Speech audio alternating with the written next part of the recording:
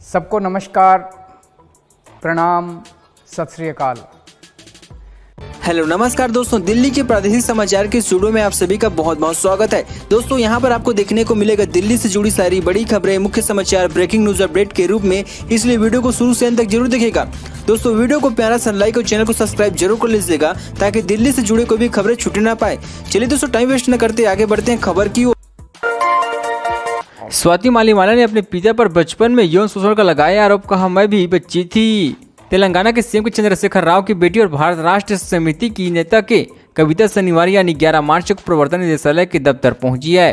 उन्हें प्रवर्तन निदेशालय ने दिल्ली अखबारी नीति मामले में पूछताछ के लिए आज बुलाया है। पहले ईडी ने कविता को 9 मार्च को पूछताछ के लिए दफ्तर में पेश होने को कहा था, लेकिन केसीआर की बेटी और बीआरएस नेता ने पूछताछ में शामिल होने के लिए ईडी से 15 मार्च तक का समय मांगा था। उसके बाद ईडी ने कविता को 11 मार्च को दिल्ली शराब घोटाला मामले में पूछताछ में शामिल होने के लिए समन जारी किया गया था। 7 साल की बच्ची से रेप की वारदात, 60 साल का बुजुर्ग आरोपी पुलिस ने किया गिरफ्तार। राजधानी दिल्ली से एक बार फिर इंसानियत को शर्मसार करने वाली घटना सामने आई है। अपनी हमस की आग को शांत करने के लिए एक बुजुर्ग ने एक मासूम बच्ची को शिकार बना डाला। मामला उत्तरी जिले के गुलाबी बाग थाना इलाके की है, जहां एक 60 साल के बुजुर्ग ने एक 7 साल की मासूम बच्ची को बहला फुसला कर कई बार उसके साथ दुष्कर्म की वारदात को अंजाम दिया है। दिल्ली के सरकारी स्कूलों में 16,000 से ज्यादा शिक्षकों के पद खाली, बीजेपी बोली शिक्षक मंत्री को शराब। दिल्ली के जिस शिक्षा मंडल और बेहतरीन सरकारी स्कूलों का आम आदमी पार्टी और अरविंद केजरीवाल सरकार हमेशा दम भरती रहती है, उन्हीं सरकारी स्कूलों में शिक्षकों के 16,000 से ज्यादा पद खाली पड़े हुए हैं। केजरीवाल सरकार पिछले 8 सालों में इसे भरने में नाकाम रही है।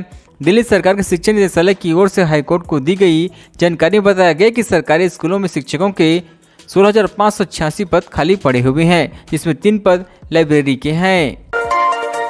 बाइक की नंबर प्लेट पर टेप लगाकर लूटते थे मोबाइल, पुलिस ने 2 आरोपियों को ऐसे किया गिरफ्तार। नोएडा पुलिस ने 2 शातिर मोबाइल स्नेचर को गिरफ्तार किया है। ये लोग लूटे गए मोबाइल को सस्ते दामों पर बेचकर मौज मस्ती किया करते थे। पैसे खत्म होने पर दोबारा किसी का मोबाइल लूटा करते थे।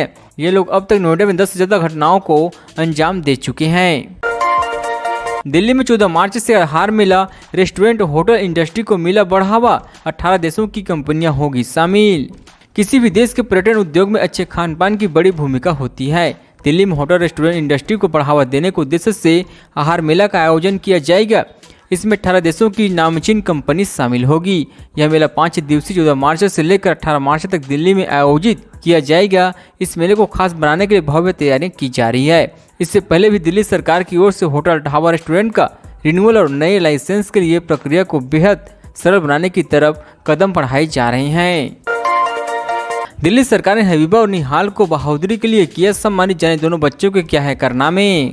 कहते हैं ना, बहादुरी और नेक काम करने की कोई उम्र नहीं होती। ये बात हम लोग बचपन से सुनते आते हैं, लेकिन इसे हकीकत में सच कर दिखाया है देश की राजधानी दिल्ली के बच्चे हबीबा और निहाल ने। दोनों ही बहादुरी से और समझदारी पर परिचय दिया है।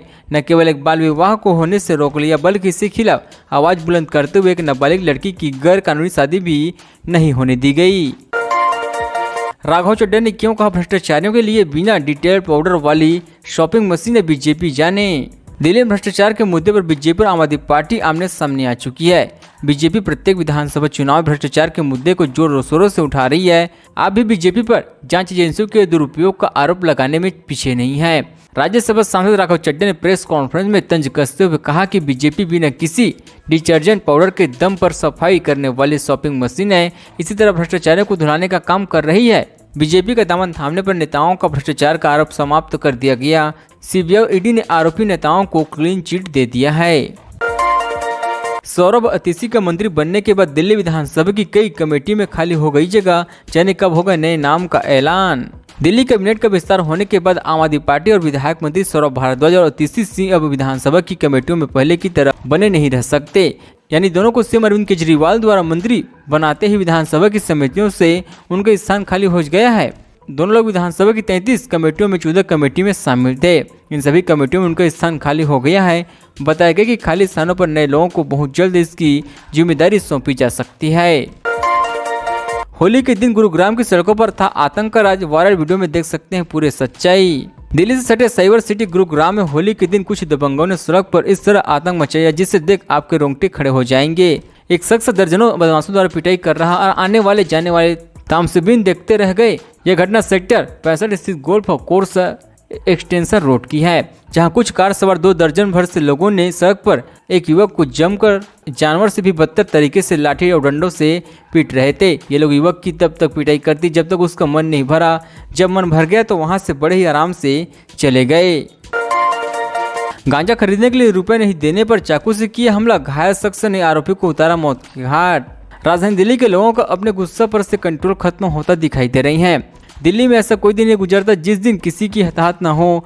गुस्से में कोई किसी पर पेट्रोल डालकर मार डालता है तो कोई मामूली सी बात पर सीने में गोली दाग देते हैं। वहीं कुछ लोग पैसे को लूटने के लिए जान लेने से पहले एक बार भी नहीं सोचते। दरअसल ताजा मामला राजधानी के पूर्वी दिल्ली के मधुबिहार थाना इलाके की है।